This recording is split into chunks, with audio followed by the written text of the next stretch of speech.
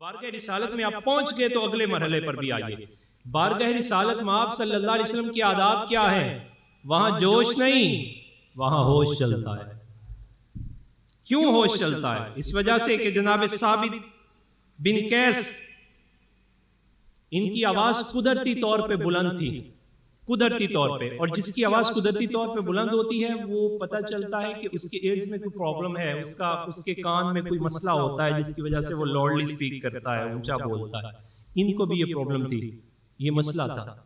بارگاہ رسالت میں جب بات کرتے تو نبی علیہ السلام کی آواز سے ان کی آواز بلند ہو جاتی۔ اللہ تعالیٰ اس بات کو بھی پسند نہیں فرماتا، معذور ہوگے تو کہیں اور، یہاں معذوری بھی کنٹرول کرو۔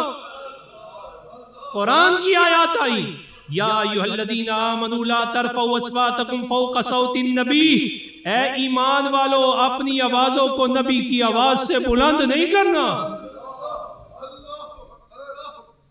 آپ سیاست کے جوش میں ہوش کھو بیٹھے، آپ کو معلوم نہیں کس بار کا ہے ناز میں آپ موجود ہیں۔ جو کچھ مرضی کیجئے، جب مسجد میں آنے سے پہلے گندا جوتا مسجد سے باہر نکالتے ہیں تو مصطفیٰ کریم کی بارگاہ میں جانے سے پہلے گندا دل باہر رکھ کے جایا کرے۔ ساری سیاستیں پاکستان میں چھوڑے۔ بارگاہ رسالت باب کا ادب یہ ہے کہ باب جبریل کے پہلو میں ذرا دیرے سے فخر کہتے ہوئے جبریل کو یوں پایا، اپنی پلکوں سے در یار پہ دستک دینا، اونچی آواز ہوئی تو عمر کا سرمایہ گیا۔ اتنی نازک بارگاہ ہے، ادب گاہیست زیر آسماں، از عرش نازک تر، عرش الہی سے بھی نازک تر بارگاہ یہ ہے۔ اس ایوان کے سارے تقاضے، سارے قوانین خود پروردگار عطا فرماتا ہے۔ ثابت بن قیس کہتے ہیں جب یہ مبارکہ آئی میں وہاں سے اٹھا، گھر آ گیا، اپنے آپ کو بند کر لیا، روتا تھا صبح و شام، یہ میرے لیے اتری ہے، میری آواز حضور کی آواز پر بلند ہوتی ہے۔ نبی پاک صلی اللہ علیہ وسلم نے چند دن کے بعد دیکھا کہ ثابت بن قیس نہیں آ رہے۔ نبی علیہ السلام نے پوچھا رہے ثابت کدھر ہے؟ عرض کیا کہ حضور اس نے تو آج کل ایک ہی کام رکھا ہوا ہے۔ کہا کیا؟ دن رات روتا رہتا ہے۔ فرمایا کیا ہوا، کیا ہے؟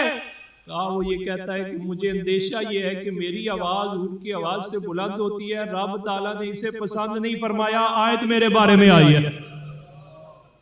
ہم نہ جانے کیا کیا کر لیتے ہیں اور فکر لاحق نہیں ہوتی۔ کہا میرے بارے میں یہ آیت آئی ہے۔ نبی علیہ السلام نے جناب ثابت بن قیس کی طرف پیغام بھیجا اور بلوایا، بلوانے کے بعد محبت کا اظہار بھی فرمایا۔ دیکھیے ثابت بن قیس کا ارادہ نہیں ہے غلط، دل میں محبت کتنی ہے، اس کے باوجود یہاں یہ نہیں دیکھا جاتا ارادہ ہے کہ نہیں ہے، بس قانون یہ ہے آواز بلند نہیں کرنی، قانون ہے، ضابطہ ہے۔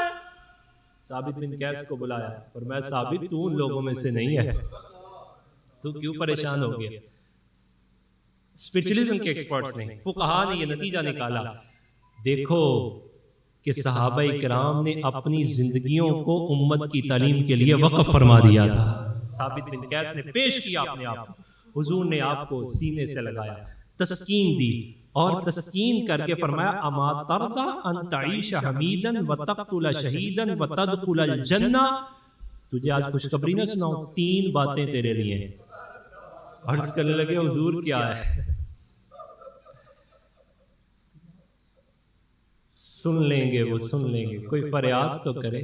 مصطفیٰ کریم نے فرمایا 3 کام ہے تیرے لیے۔ پہلا فرمایا اللہ تعالیٰ تجھے جو زندگی دے گا نا، لوگ تیری زندگی پہ رشک کریں گے۔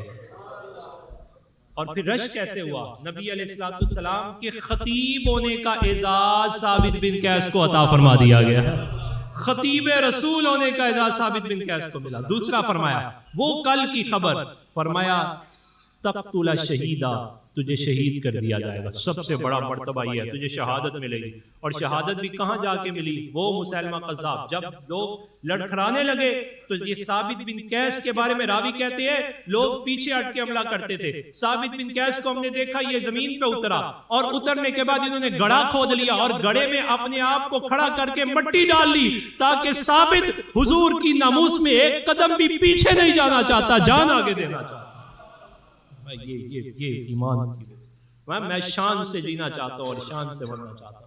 پھر حضور نے فرمایا تدخل الجنہ، اللہ تعالیٰ تجھے جنت بھی عطا فرما دے گا۔ اور یہ تینوں جناب ابو بکر صدیق رضی اللہ تعالیٰ عنہ اور یہ پورا جناب خالد بن ولید نے پھر ان کا ذکر کیا کہ ہم اس انتظار میں تھے، حضور نے انہیں 3 دعائیں دی ہیں، کب پوری ہوں گی؟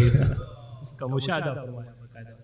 یہ دوسری بات کہ آپ دنیا کے کسی کونے میں رہ جائیں، خدا کے لیے سیاسی سیکرینزم سے باہر نکلیے، لوگوں کے درمیان جو آپ نے منافرت کی ہائپ کریٹ کر دی ہے اس کو محبت میں بدلیے، اسے الفت میں بدلیے، چاہت میں بدلیے، اور پھر بارگاہیں ان کے تقاضوں کو پیش نظر رکھیے، ہوش سے کام لیجئے جمیع امور کے اندر۔ کسی ایسی چیز کو بالکل پسند نہ کرے جو قوم کو لڑانا چاہتی ہے یا تقسیم کرنا چاہتی ہے۔ ہاں جو محبت سے بات کرنا چاہتا ہے تو اس کی بات کو ضرور سنا جائے۔